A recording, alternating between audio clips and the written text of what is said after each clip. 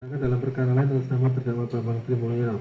Namun sebelum menjatuhkan pidana terhadap perkara ini akan terlebih dahulu akan dipertimbangkan keadaan yang memberatkan dan memberikan sebagaimana tersebut di bawah ini.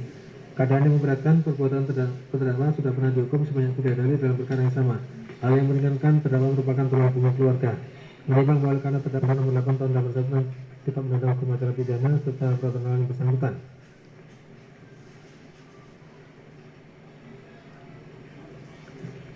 Mengadili 1.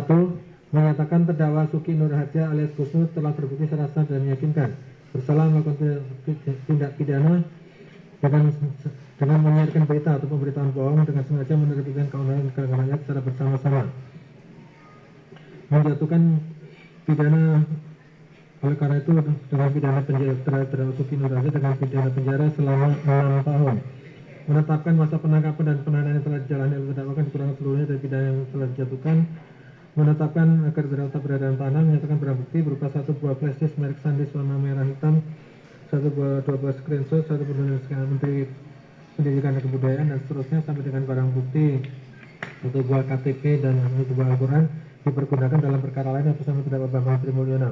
6. Membebankan kepada terdakwa membayar biaya perkara sebesar Rp2.000.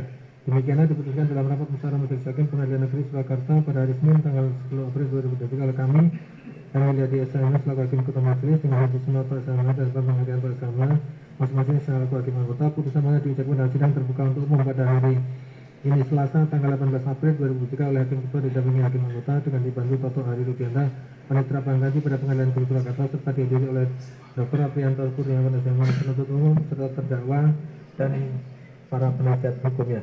Demikian ya putusannya pada hari ini yang bisa kita majelis hakim yang telah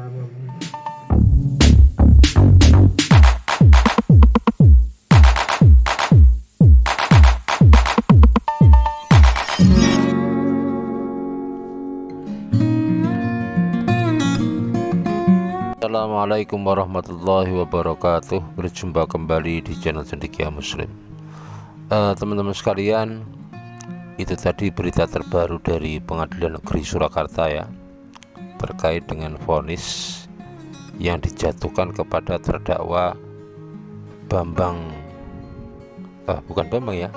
Suki Nur Hadja yang hari ini ya, atau yang lebih dikenal dengan nama Gus Dur, dalam dakwaan menyebarkan berita bohong yang menimbulkan keonaran. Ini terkait dengan beberapa waktu yang lalu ketika Gus Nur dan Bambang Tri membuat satu konten ya di channel YouTube-nya Gus Nur Mubakhalah tentang keaslian ijazah dari Presiden Jokowi. Teman-teman sekalian, hari ini telah dijatuhkan vonis pidana penjara selama 6 tahun pidana penjara dari tuntutan 10 tahun penjara. Jadi yang terbukti itu adalah kabar bohong yang menimbulkan keonaran, bukan pada penistaan agamanya. Dalam sidang tadi disebutkan bahwa beberapa hal yang memberatkan itu ya, salah satunya karena yang bersangkutan atau Gus Nur ini adalah orang yang pernah dijatuhi pidana dalam kasus yang sama ya, sampai ada 3 kali begitu, atau yang disebut dengan residivis. Sementara yang meringankan itu biasalah normatif, terdakwa sebagai tulang punggung keluarga. Teman-teman sekalian, kalau menurut pendapatku ya, untuk kasus yang seperti ini dengan pidana penjara selama 6 tahun itu sangat berat ya, tidak adil lah kalau kita bandingkan dengan kasus-kasus korupsi seperti kasusnya Jaksa Pinangki itu divonis 4 tahun pidana penjara, kemudian setelah dikurangi remisi begitu 2 tahun keluar. Jadi tinggi banget ini 6 tahun pidana penjara ini untuk kasus yang seperti ini, kasus yang sebenarnya dalam bahasa hukum aku lupa bahasanya itu, ini bukan pidana ansih, ini pidana karena melanggar peraturan ya, berbeda dengan seperti penganiayaan, pembunuhan, pencurian. Itu memang dari sononya itu peristiwa itu adalah tindakan itu adalah tindakan pidana, kejahatan lah, kalau dalam bahasa hukum agamanya itu haram lidzatih, haram dari substansinya. Sementara ini yang dilakukan Gus Nur ini sebenarnya adalah pelanggaran hukum, menyebarkan kabar bohong yang menimbulkan keonaran. Padahal keonarannya sendiri juga debatable ya. Apakah keonaran di ruang publik itu adalah keonaran yang dimaksudkan oleh Undang-Undang Nomor 1 Tahun 1946? Karena di tahun itu keonaran yang digambarkan itu tidak mungkin keonaran yang ada di ruang publik, pro kontra di ruang publik, itu bukan itu yang digambarkan.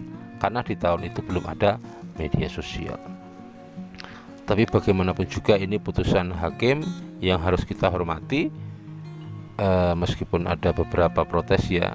Dalam fase pembuktian tidak pernah ditunjukkan ijazah dari Presiden Jokowi, meskipun tadi dalam pertimbangan hukum sudah dijelaskan bahwa tidak diperlukan untuk menghadirkan atau menunjukkan ijazah Jokowi, karena perkara yang disidangkan ini adalah soal kabar bohong, bukan soal ijazah palsu atau akte otentik yang dipalsukan begitu. Yaitu putusan hakim yang harus dihormati. Dan tadi kalau tidak salah dari tim penasihat hukum sudah siap untuk mengajukan banding.